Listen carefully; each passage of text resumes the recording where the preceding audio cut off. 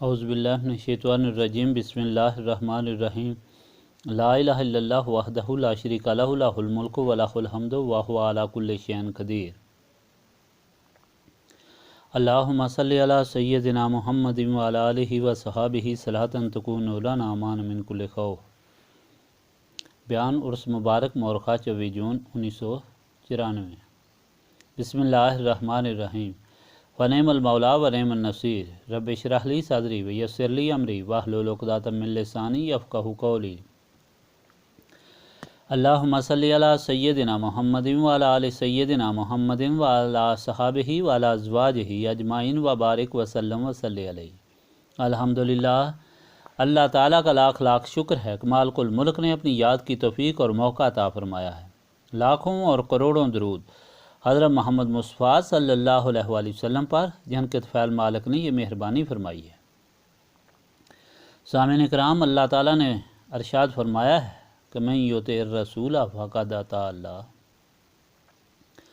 جس نے رسول صلی اللہ علیہ وآلہ وسلم کی تابعداری کی، بس اس نے اللہ کا حکم مان لیا۔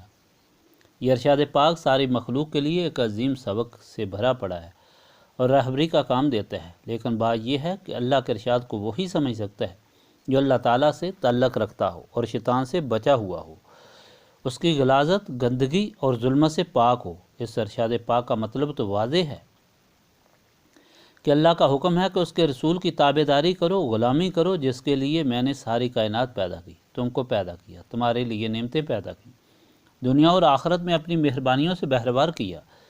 تو خلاصہ دین اللہ نے بیان فرما دیا، اپنے سارے ارشادات کا خلاصہ بیان فرما دیا۔ اللہ تعالیٰ نے فرمایا، قل ان کنتم تحبون اللہ فاتبعونی یحببکم اللہ ویغفر لکم ذنوبکم واللہ غفور الرحیم۔ اے محبوب صلی اللہ علیہ وآلہ وسلم، تم فرما دو، اگر تم اللہ سے محبت کرنے والے ہو تو میری غلامی کرو، میرے ساتھ تعلق پیدا کرو۔ اللہ تعالیٰ تمہارے ساتھ محبت کرے گا، تمہارے سارے گناہ معاف فرما دے گا، اور اللہ بخشنے والا مہربان ہے۔ حضور پاک صلی اللہ علیہ وآلہ وسلم کی تاریخ میں فرمایا اور مخلوق کو ہدایت فرمائی، لَقَدْ جَاءَكُمْ رَسُولٌ مِّنْ أَنفُسِكُمْ عَزِيزٌ عَلَيْهِ مَا عَنِتُّمْ حَرِيصٌ عَلَيْكُمْ بِالْمُؤْمِنِينَ رَءُوفٌ رَحِيمٌ فَإِن تَوَلُّوا فَقُلْ حَسْبِيَ اللَّهُ لَا إِلَٰهَ إِلَّا هُوَ عَلَيْهِ تَوَكَّلْتُ وَهُوَ رَبُّ الْعَرْشِ الْعَظِيمِ۔ بے شک تمہارے پاس اللہ نے اپنا ایسا رسول بھیجا جس پر تمہاری تکلیف بہت ناگوار گزرتی ہے، تمہاری اچھائی چاہنے والے ہیں اور مومنین پر تو خاص شفقت رکھنے والے ہیں۔ اور اے میرے محبوب، ان لوگوں کو بتاؤ اگر یہ پھر بھی منہ پھیر لیں تو آپ فرما دیں، میں تو اللہ پر توکل کرتا ہوں، وہی میرے لیے کافی ہے اور وہ عرش عظیم کا رب ہے۔ یعنی آپ فرما دیں میں تو اللہ تعالیٰ پر توکل کرتا ہوں، وہی میرے لیے کافی ہے اور وہ عرش عظیم کا رب ہے۔ یعنی اللہ نے حضور پاک صلی اللہ علیہ وآلہ وسلم کو لوگوں سے بے نیاز کر دیا، کوئی مانے نہ مانے۔ اللہ تعالیٰ نے اپنے خصوصی رحم و کرم سے حضور پاک صلی اللہ علیہ وآلہ وسلم کو نوازا، اور حضور پاک صلی اللہ علیہ وآلہ وسلم کا تعلق اللہ سے ہی ہے۔ مخلوق کی بہتری کے لیے مخلوق کی طرف رجوع کیا کہ ان کو اللہ سے ملایا جائے اور یہ اللہ کی نعمتوں سے مستفید ہوں۔ اللہ تعالیٰ نے مخلوق خدا کو حضور پاک صلی اللہ علیہ وآلہ وسلم کی غلامی کا حکم دیا کہ اللہ نے اپنے محبوب کے ساتھ مخلوق کی بھلائی منسلک کر دی ہے۔ لَقَدْ مَنَّ اللَّهُ عَلَى الْمُؤْمِنِينَ إِذْ بَعَثَ فِيهِمْ رَسُولًا مِّنْ أَنفُسِهِمْ يَتْلُو عَلَيْهِمْ آيَاتِهِ وَيُزَكِّيهِمْ وَيُعَلِّمُهُمُ الْكِتَابَ وَالْحِكْمَةَ وَإِنْ كَانُوا مِنْ قَبْلُ لَفِي ضَلَالٍ مُّبِينٍ۔ بے شک اللہ کا بڑا احسان ہوا مسلمانوں پر کہ انہی میں سے ایک رسول بھیجا جو ان پر اس کی آیتیں پڑھتا ہے اور انہیں پاک کرتا ہے اور انہیں کتاب و حکمت سکھاتا ہے، اور وہ ضرور اس سے پہلے کھلی گمراہی میں تھے۔ بے شک اللہ نے مخلوق پر احسان فرمایا ہے کہ ان میں سے ہی اپنا رسول بنایا جس کو وہ جانتے ہیں، جس کو دیکھ کر ڈرتے نہیں، جس کی زبان سمجھتے ہیں، جس سے واقف ہیں، اور اس سے اپنی رحمتوں اور برکتوں کے سمندر عطا کر کے بھیجا کہ میری مخلوق کو میری طرف متوجہ کرو، میری نشانیاں بتاؤ، کائنات کی طرف متوجہ کرو، کہ ان کو پیدا کرنے والا کون ہے؟ آسمان جس نے تم پر سایہ کیا ہوا ہے، زمین جس پر تم چلتے ہو، سورج جس کی گرمی سے پرورش پاتے ہو، جو زمین میں فصلوں کی شادابی کا سبب ہے، یہ پانی، یہ ہوا جس کے بغیر تمہارا ایک لمحہ گزارنا ممکن نہیں، یہ سب اسی کی دین ہے۔ پھر تاریخ کا سبق جس نے اس کو مانا وہ دونوں جہانوں میں سرخرو ہوا، اور جس نے نہ مانا وہ دونوں جہانوں میں تباہ ہوا، خواہ قوم تھی، بادشاہ تھا یا حاکم۔ اور جس نے ہدایت کی کتابیں تمہارے لیے بھیجیں کہ زندگی کس طرح گزارو اور کس طرح دنیا اور آخرت کی نعمتوں سے مستفید ہو، یہ کتابیں بھی تم کو پڑھ کر سناتا، سمجھاتا اور عمل کر کے دکھاتا ہے۔ پھر سب سے بڑی بات یہ کہ تم کو پاک بھی کرتا ہے شیطان اور نفس کی وجہ سے تمہارے سینوں میں جو سیاہی جمع ہو جاتی ہے، جس کی وجہ سے تم برائی اور اچھائی میں تمیز نہیں کر سکتے، اللہ کو بھول کر دنیا کو اپنا معبود بنا لیتے ہو اور ذلیل و خوار ہو جاتے ہو، اس کو دور کر کے تمہارے سینوں کو نور ربانی سے منور فرماتا ہے۔ اللہ تعالیٰ ان سارے ارشادات سے یہ بات واضح فرماتا ہے کہ دیکھو تمہاری زندگی، پاکیزہ زندگی، روحانی زندگی، باخدا زندگی اللہ تعالیٰ کے اس محبوب کے بغیر ناممکن ہے۔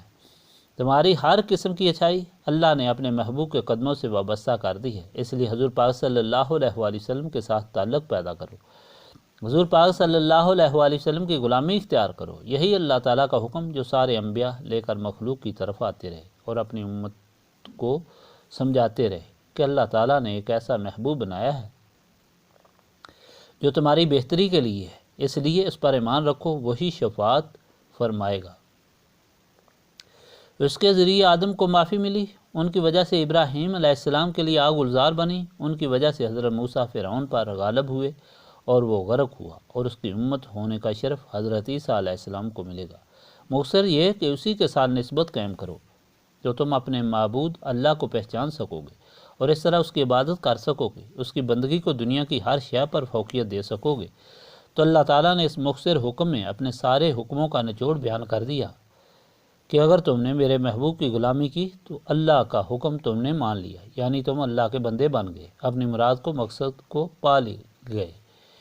سامعین کرام، دو باتیں یہاں سمجھنے والی بہت ضروری ہیں۔ پہلی یہ بات کہ یہ اجتماع کس لیے ہے۔ ہر اجتماع کا ایک مقصد ہوتا ہے، کوئی بادشاہ کو خوش کرنے کے لیے ہوتا ہے، کوئی مخلوق کو اپنے ساتھ ملانے کے لیے، اور کوئی سیاسی مقصد حاصل کرنے کے لیے وغیرہ وغیرہ۔ لیکن اس اجتماع کا مقصد صرف اور صرف اللہ تعالیٰ کو راضی کرنا ہے اور اپنے گناہوں کی معافی مانگنا ہے، اور یہ ان لوگوں کا اجتماع ہے جن کا یہ ایمان ہے کہ اللہ تعالیٰ راضی ہو جائے تو ساری دنیا کی مصیبتوں سے نجات مل جائے گی۔ گناہوں کی معافی اللہ تعالیٰ کی مدد کا سبب ہوگی، اور اس طرح شیطان ہو، نفس ہو یا کوئی اور دشمن، اس پر فتح ہوگی۔ اور یہ سمجھنے والوں کا اجتماع ہے کہ اجتماعی دعا بہت بڑی اہمیت رکھتی ہے۔ حدیث پاک ہے، نبی پاک صلی اللہ علیہ وآلہ وسلم نے فرمایا کہ 40 آدمی مل کر اللہ تعالیٰ کی بارگاہ میں دعا کریں، دعا قبول ہوتی ہے۔ 3 دن سے ہر تکلیف برداشت کر کے، سفر کی صعوبتیں برداشت کر کے، اس کو یاد کر کے اس کی بارگاہ میں دعا کریں گے تو یقیناً اللہ تعالیٰ کے فضل کا خاص وقت ہے۔ مبارک ہو ان لوگوں کو جن کو اس میں شمولیت کا موقع ملا ہے۔ دوسری بات سمجھنے والی یہ کہ یہ جماعت جو ہر سال اجتماع کرتی ہے، اس سے لاکھوں انسان منسلک ہو چکے ہیں۔ کون سی جماعت ہے؟ یہ جماعت نسبت رسولی صلی اللہ علیہ وآلہ وسلم ہے، یعنی یہ وہ لوگ ہیں جنہوں نے اپنا سب کچھ قربان کر کے اللہ کے رسول صلی اللہ علیہ وآلہ وسلم کی محبت کو اپنایا ہے اور سارے تعلق چھوڑ کر رسول پاک صلی اللہ علیہ وآلہ وسلم سے تعلق میں منسلک ہوئے ہیں۔ اللہ تعالیٰ نے نبی پاک صلی اللہ علیہ وآلہ وسلم کی غلامی کا جہاں کئی بار حکم دیا ہے، وہاں حضور پاک صلی اللہ علیہ وآلہ وسلم کی تعریف بھی فرمائی کہ حضور پاک صلی اللہ علیہ وآلہ وسلم کی تخلیق کا مقصد کیا ہے۔ یا ایھا النبی انا ارسلناک شاہدا ومبشرا ونذیرا وداعیا الی اللہ باذنہ وسراجا منیرا۔ اے غیب کی خبریں بتانے والے، بے شک ہم نے تمہیں بھیجا حاضر ناظر اور خوشخبری دینے والا اور ڈر سنانے والا اور اللہ کی طرف بلانے والا اور چمکا دینے والا آفتاب۔ حضور پاک صلی اللہ علیہ وآلہ وسلم کی حیثیت یہ ہے کہ ایک تو تمام مخلوق کی گواہی حضور پاک صلی اللہ علیہ وآلہ وسلم ہی پیش کریں گے، حضور پاک صلی اللہ علیہ وآلہ وسلم کی شفاعت سے ہی سب کو معافی ہوگی۔ دوسرا، حضور پاک صلی اللہ علیہ وآلہ وسلم ہی ترغیب و ترتیب سے مخلوق کو اللہ سے ملانے والے ہیں، یعنی قرآن پاک پڑھا کر، اللہ کی نشانیاں بتا کر، نفوس کو پاک کر کے اللہ کی طرف متوجہ کرتے ہیں اور پھر اللہ کی طرف بلاتے ہیں کہ آؤ تمہاری نجات اس میں ہے، یہ صراط مستقیم ہے، یہ دروازہ ہے جہاں سے دنیا اور آخرت کی نعمتیں ملیں گی۔ اور آخر میں جو حکم ہوا وہ سب سے اہم ہے کہ آپ روشن کرنے والے چراغ ہیں۔ دنیا کا سفر طے کرنے کے لیے روشنی کی ضرورت ہے تاکہ انسان صراط مستقیم پر چل کر مقصود کو پائے، منزل مقصود کو پہنچے۔ اگر روشنی نہ ہو تو اس راستے میں دشمنوں کے انبار ہیں، شیطان اور نفس نے دیواریں، گھڑے اور کانٹے بچھا رکھے ہیں جن سے ٹکرا کر انسان تباہ ہو جاتا ہے۔ اللہ تعالیٰ نبی پاک صلی اللہ علیہ وآلہ وسلم کو مخاطب کر کے فرما رہا ہے، آپ کو روشن کرنے والا چراغ بنا کر بھیجا ہے، وہی کامیاب ہوگا جو اس چراغ سے دل کو روشن کر کے منفرد زندگی شروع کرے گا، یعنی آپ سے نسبت قائم کرے گا۔ دوستو، یہ جماعت نسبت رسولی صلی اللہ علیہ وآلہ وسلم جو اس حقیقت پر ایمان رکھتی ہے اور اس روشنی میں اپنی زندگی کا سفر طے کرنا چاہتی ہے، اب اگر اس نسبت، طاقت اور برکت کو دیکھنا ہے تو قرآن کریم اٹھا کر دیکھیں، معلوم ہو جائے گا۔ جب حضرت آدم کو جنت سے نکالا گیا، 300 سال تک سر نیچا کر کے روئے۔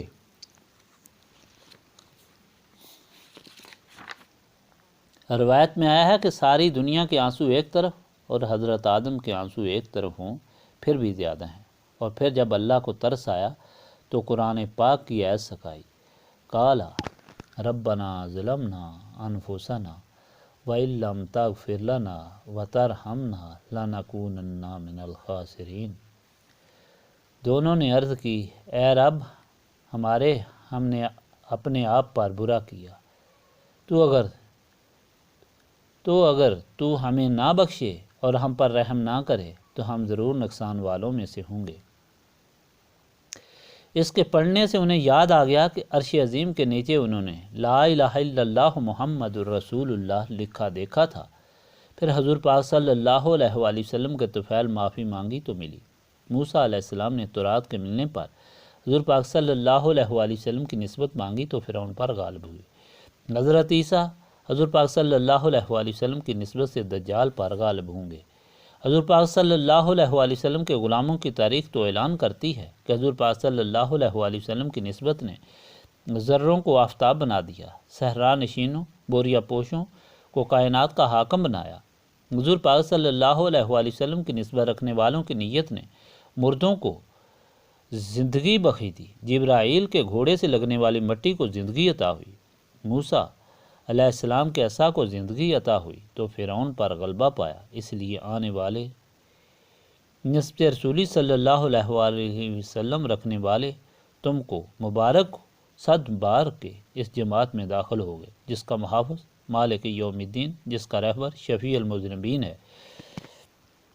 اور نسبت رسولی صلی اللہ علیہ وآلہ وسلم رکھنے والوں کے ہم نشینوں، آپ بھی 100 مبارک کے حقدار ہیں کہ اس قیمتی دولت کی برکتوں سے فیض یاب ہوئے ہیں۔ آؤ مل کر اس تعلق، اس نسبت، اس سلسلے کے طفیل مالک یوم الدین کے سامنے سر جھکائیں اور اپنے التجائیں پیش کریں۔ اللہ تعالی ہمیں گزشتہ گناہوں کی معافی عطا فرمائے اور آئندہ گناہوں سے بچائے، ہمارے دلوں کی تاریکی کو دور فرما کر نور معرفت سے ہمارے قلوب کو منور فرمائے، ہماری موت، ہماری حیات، ہماری جان، ہمارا مال اپنی رضا کی خاطر رکھے۔ اللہ تعالی حاضرین مجلس کی تمام آرزویں پوری فرمائے۔ خادمین لنگر کے لیے جو فوت ہو گئے ان کے لیے دعا کریں، آمین۔ اللہم صلی علی سیدنا محمد وعلی آلہ وصحابہ صلاۃ تکون لنا امان من کل خوف۔ ربنا تقبل منا انک انت السمیع العلیم وتب علینا انک انت التواب الرحیم۔ سبحانک ربک رب العزۃ عما یصفون وسلام علی المرسلین والحمد للہ رب العالمین۔